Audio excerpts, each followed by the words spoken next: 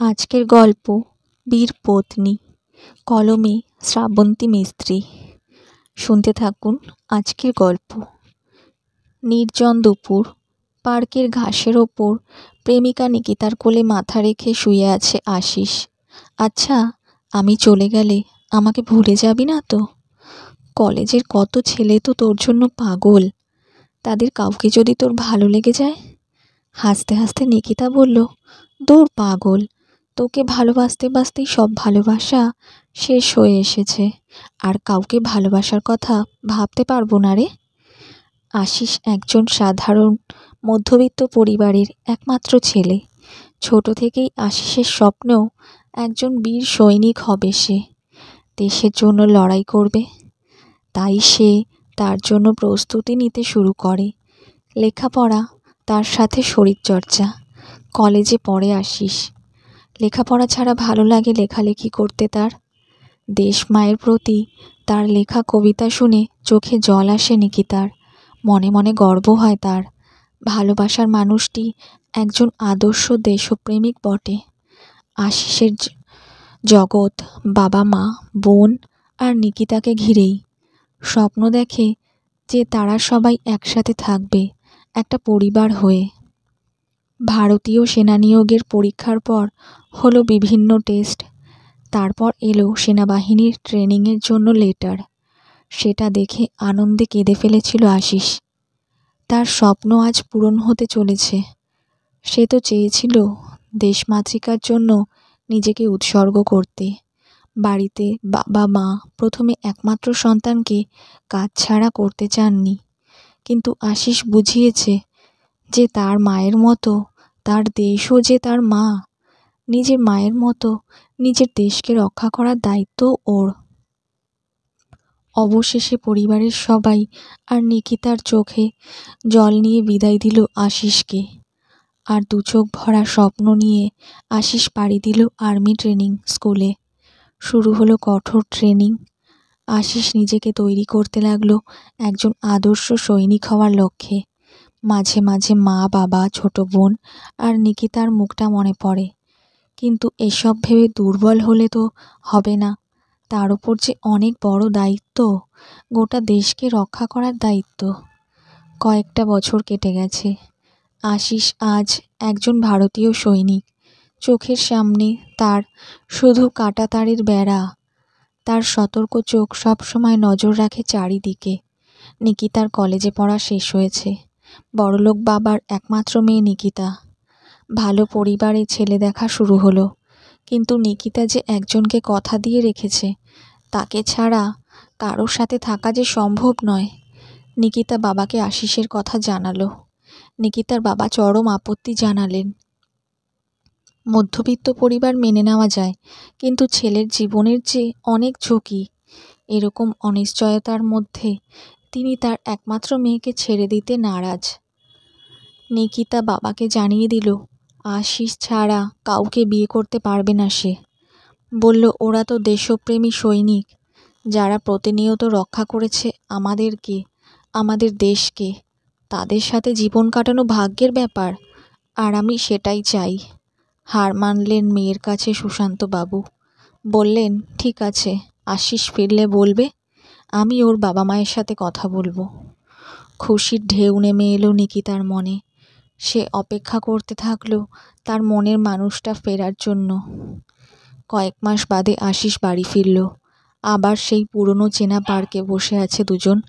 নিকিতা বলল, সারা জীবন কি প্রেম করে কাটাবি? এরপর কিছু ভাববি না? আশিস বলল, ভাবতে তো চাই, তোকে সারা জীবন স্ত্রী হিসাবে পাশে পেতে চাই, কিন্তু তুই বড়লোক বাড়ির একমাত্র মেয়ে, তোর বাবা কি রাজি হবেন? নিকিতা হাসতে হাসতে বলল, রাজি হবে কি রে? রাজি তো হয়েই গেছে। বলেছে তোর বাবা মায়ের সাথে কথা বলবে। আনন্দে চোখের কোণে জল চলে এলো আশিসের। সে কত ভাগ্যবান, সব চাওয়া পূরণ হয়েছে যে তার। পরের দিনই নিকিতার বাবা মা এলেন আশিসের বাড়িতে। কথা হলো দুই পরিবারের মধ্যে। বিয়ের দিন ঠিক হলো। পরের বার যখন আশিস ছুটিতে বাড়ি ফিরবে তখনই। নিকিতা, আশিস দুজন খুব খুশি। পরিবারের সবাইও খুব খুশি। আশিস হাসতে হাসতে বলল, শেষমেশ আমার বউ হচ্ছিস তাহলে? এখন থেকে কিন্তু টিকটিকি আরশোলা দেখেই চিল্লামিল্লি করলে চলবে না, সৈনিকের স্ত্রীকেও সাহসী হতে হবে। নিকিতা হাসে। চলে আসে আশিসের ফিরে যাওয়ার দিন। মন খারাপ নিয়ে বিদায় জানায় সবাই। এখন যেন দিনগুলো কাটতেই চায় না আশিস নিকিতার। কবে যে সে বাড়ি ফিরবে আশায় থাকে দুজন। কয়েক মাস পর 10 দিনের ছুটিতে বাড়ি ফিরল আশিস। বাড়িতে উৎসব শুরু হলো। মহা ধুমধাম করে তার মনের মানুষের সাথেই শুভ পরিণয় সম্পন্ন হলো আশিসের। ভালোবাসায় ভরিয়ে দিল দুজন দুজনকে। আশিস আনন্দের দিনগুলো যেন খুব তাড়াতাড়ি শেষ হয়ে যায়। ফেরার সময় হয়ে এলো আশিসের। নিকিতার চোখে জল। আশিস সান্ত্বনা দিয়ে বলে গেল তাড়াতাড়ি ফিরবে সে। আশিসের সদ্য বিবাহিতা স্ত্রী দিনের পর দিন অপেক্ষা করে স্বামীর জন্য। অনেক দিন হয়ে গেল আশিস বাড়ি ফেরেনি। কত রাত জেগে কাটায় সে, চোখের জলও ফেলে। আগের মাসে আশিস জানিয়েছে সে কয়েকদিন পরেই ফিরবে। অধীর হয়ে অপেক্ষা করছিল তাই নিকিতা। একদিন হঠাৎ নিকিতার শাশুড়ি নিকিতাকে চিৎকার করে ডেকে ডুকরে কেঁদে উঠলেন। নিকিতা সেখানে গিয়ে টিভিতে দেখল সীমান্তে ভয়ানক যুদ্ধ চলছে। শেষ রক্তবিন্দু দিয়ে লড়ে প্রাণ হারিয়েছেন বহু সেনা। ওখানেই পোস্টিং আছে যে তার স্বামী।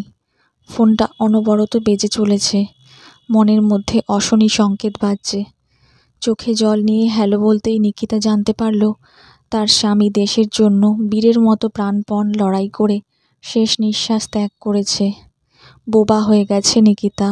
চোখ থেকে শুধু অঝরে জল ঝরছে। সারা বাড়িতে উঠেছে কান্নার রোল। 2 দিন পর ফিরল জাতীয় পতাকায় মোড়া বীর সৈনিকের নিথর দেহটা। নিকিতার হাতে তুলে দেওয়া হলো তার স্বামীর টুপি, তার প্রাপ্ত মেডেল, সম্মানগুলো। ছুটে এসে স্বামীর বুকে মাথা রেখে নিকিতা ফিসফিস করে বলল, তোর স্বপ্ন আমি শেষ হতে দেব না রে। তুই হারাসনি, তুই বেঁচে থাকবি, আমার মধ্যে বেঁচে থাকবি তুই। কয়েকটা মাস কেটে গেছে। নিকিতা শুরু করেছে কঠোর অধ্যাবসায় আর শরীরচর্চা। নিকিতার বাবা মেয়েকে নিজের বাড়িতে ফিরিয়ে নিয়ে যেতে চেয়েছেন, কিন্তু রাজি হয়নি নিকিতা। ভারতীয় সেনাবাহিনীতে যোগ দেওয়ার জন্য পরীক্ষা দিয়েছে সে। অপেক্ষায় আছে রেজাল্টের। রেজাল্ট আসতেই নিকিতা দেখল সে ভালোভাবেই উত্তীর্ণ হয়েছে। এরপর কঠোর পরিশ্রম আর চেষ্টার মাধ্যমে কয়েক বছর পর নিজেকে একজন সৈনিক হিসেবে তৈরি করেছে। কাটা তারের বেড়ার পাশ দিয়ে যখন ভারী বন্দুক কাঁধে নিয়ে টিকটিকি আরশোলাতে ভয় পাওয়া মেয়েটা হেঁটে বেড়ায়, মনে হয় আশিস বলছে, তোর এত সাহস, জানতে পারতিস কখনো আমি থাকলে। ভয় নেই, আমি আছি, তোর মধ্যেই বেঁচে আছি আমি। এগিয়ে যা আর রক্ষা কর দেশকে। তোর মতো বীর পত্নী জন্মাক ঘরে ঘরে। গল্পটি যদি ভালো লাগে তাহলে সাবস্ক্রাইব করে আমার পাশে থাকবেন। ধন্যবাদ।